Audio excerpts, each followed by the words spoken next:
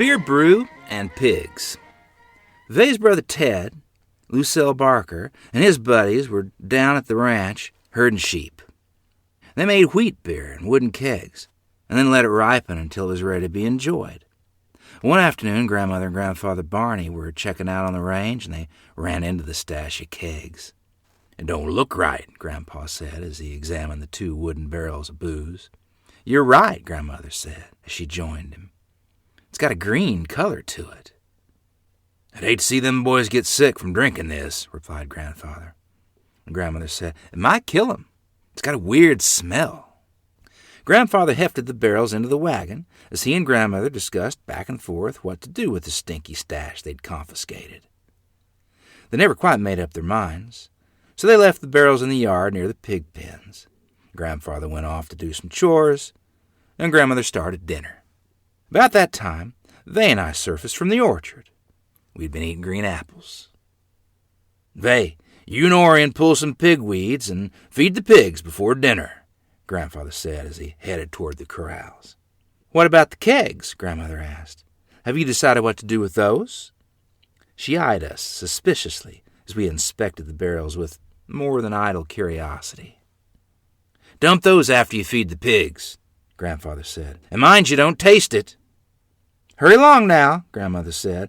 "I'll have dinner on in about an hour, and I want you washed up good before we eat."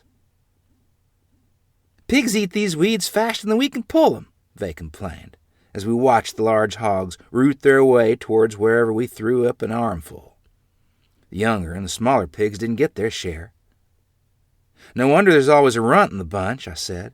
"Maybe it's better to be the runt. The big, well-fed hogs, they're the ones that get eaten first." "Well, let's finish this later," Vay said.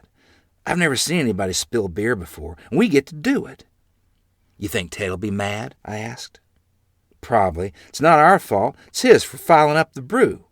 And for not hiding it better, so Father could find it," Vay answered as we ran toward the weather-beaten gray wooden kegs. "It does stink, doesn't it?" I said, as some of the greenish-brown liquid splashed onto our overalls. It passed over our dusty bare feet, trickled in tiny rivers, and settled in large puddles, blending with the sandy dirt. Several minutes later, Vay said, "Guess what I'm thinking?" "What should we do with this wheat?" I said, as we both gazed at the mushy layers of wheat still in the kegs.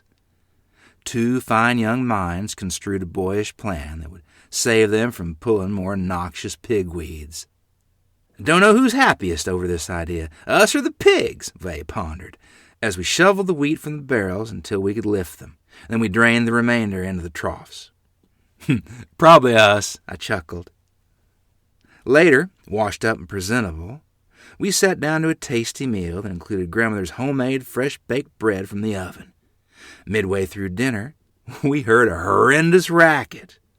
The pigs were making loud grunting noises, coming to us by way of the barnyard, the pig pens. Grandfather eyed Vay and me suspiciously. "Did you boys feed the pigs?" he asked. "Yes, sir," Vay said, squirming in his seat. We sure did," I agreed, my voice trembling in fear. "Then why are they squealing?" Grandmother probed, as she and Vay's father rushed from the chairs to the front door and out into the yard. "Come along, boys," Grandfather said sternly. "We're in for a whipping," Vay whispered to me. "Are the pigs dying?" I questioned. The awful thought had crossed Vay's mind, too. Maybe that wheat was poisoned?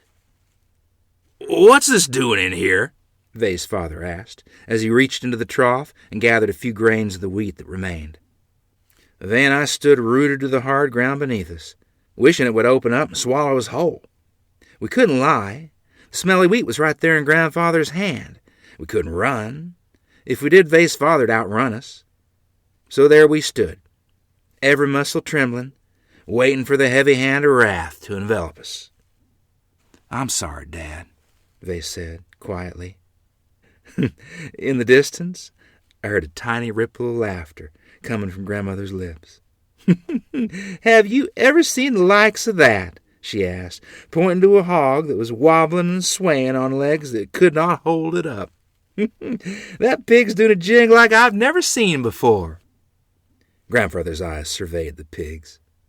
Setting his jaw, trying to keep a straight face, watching the hogs rolling over, staggering, squealing wildly, others kicking their feet up against the cedarwood fencing. And finally, with a low rumbling of thunder from his lungs, Grandfather exploded with laughter. If that isn't the most outlandish goings-on I've ever seen, I don't know what to top it, he said, as a smile broke out from ear to ear. And another burst of laughter reached his face, and soon we were all hee-hawing. They and I went to sleep that night in our favorite sleeping place, the orchard. We counted our lucky stars that none of the pigs succumbed to the possibly poisoned wheat. We were really lucky my dad thought that was funny, they said. Sleepiness was fast overcoming me. Lucky we didn't get a blistering, I agreed. It's good none of those pigs died. But you gotta admit, they said as he burst out into loud laughter, once again remember the pigs oddly dancing in their drunkenness. It was one of the funniest sights we've ever seen.